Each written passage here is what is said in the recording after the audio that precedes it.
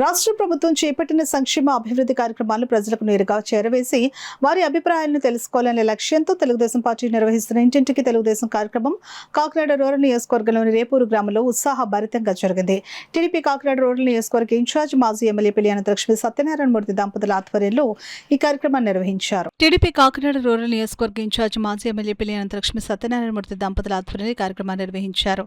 కార్యక్రమంలో భాగంగా గ్రామంలోని ప్రతి ఇంటిని సందర్శించిన మాజీ ఎమ్మెల్యే పిల్లి అనంతలక్ష్మి సత్యనారాయణమూర్తి పార్టీ నాయకులు కార్యకర్తలు రాష్ట్ర ప్రభుత్వం 2 ఏళ్లలో అమలు చేసిన సంక్షేమ పథకాలు అభివృద్ధి కార్యక్రమాలపై ప్రజలకు వివరించారు. ప్రభుత్వ పాలనలో ప్రజలకు అందిన ప్రయోజనాలను వివరిస్తూ కరపత్రాలను పంపిణీ చేశారు. ప్రత్యేకంగా సూపర్ 6 హామీల అమలు, మహిళలకు ఉచిత బస్సు ప్రయాణం, తల్లికి వందనం, అన్నదాత సుఖీభవ, యువతకు ఉపాధి అవకాశాలు, విద్యార్థులకు విద్యా ప్రోత్సాహం, సామాజిక భద్రతా పథకాలు వంటి సంక్షేమ కార్యక్రమాల గురించి ప్రజలకు అవగాహన కల్పించారు. అలాగే అమరావతి రాజధాని నిర్మాణం, పోలవరం ప్రాజెక్టు, భోగాపురం అంతర్జాతీయ విమానాశ్రయం, పరిశ్రమల ఏర్పాటు, పెట్టుబడుల ఆకర్షణ, మౌలిక సదుపాయాల అభివృద్ధి వంటి అంశాలను వివరించారు. ఈ సందర్భంగా మాజీ ఎమ్మెల్యే పిల్లి అనంతలక్ష్మి సత్యనారాయణమూర్తి మాట్లాడుతూ ఇంటింటికి తెలుగుదేశం కార్యక్రమం ద్వారా ప్రభుత్వ పనితీరును ప్రతి కుటుంబానికి చేరవేయడంతో పాటు ప్రజల సమస్యలను నేరుగా తెలుసుకునే అవకాశం కలుగుతోందని అన్నారు. ప్రజలు తెలిపిన సమస్యలు, సూచనలు ప్రభుత్వం దృష్టికి తీసుకుని వెళ్లి పరిష్కారానికి కృషి చేస్తామని తెలిపారు. ప్రజలతో పార్టీకి ఉన్న అనుబంధాన్ని మరింత బలోపేతం చేయడమే ఈ కార్యక్రమం ప్రధాన ఉద్దేశమని పేర్కొన్నారు.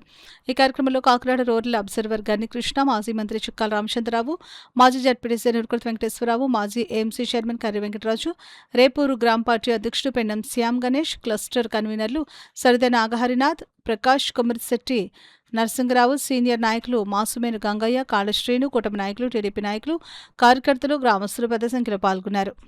అమ్మఒడి పేరుతోటి అది ఒక విధంగా మోసం చేశారు. ఇప్పుడు చంద్రబాబు నాయుడు గారు ఎంతమంది పిల్లలు ఉంటే అంతమంది పిల్లలకు కూడా ఇది డబ్బులు వేస్తున్నారైనా 13,000 చొప్పున అందరికీ వేస్తున్నారు.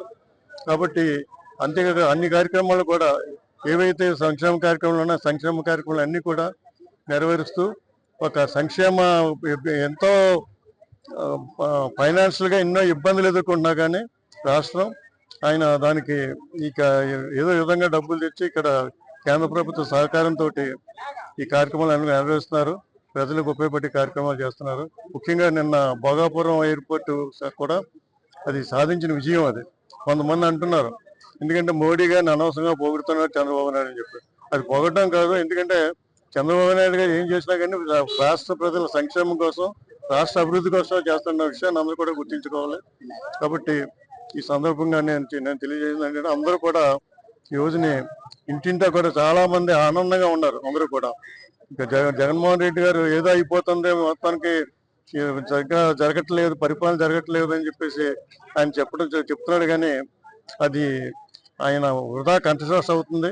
ఇక తలకిందలుగా తపస్సు చేసినా కానీ మళ్ళీ అధికారులు రావడానికి కల్లా చంద్రబాబు నాయుడు గారు కానీ, లోకేష్ గారు కానీ, పవన్ కళ్యాణ్ గారు కానీ వీళ్ళ నాయకత్వంలో ఖచ్చితంగా మళ్ళీ గవర్నమెంట్ ఫార్మ్ చేస్తాం. మళ్ళీ ప్రజల అభిమానంతో ఈ ప్రభుత్వం ముందుకెళ్తుందని చెప్పేసి నేను మనస్ఫూర్తిగా కోరుకుంటాను.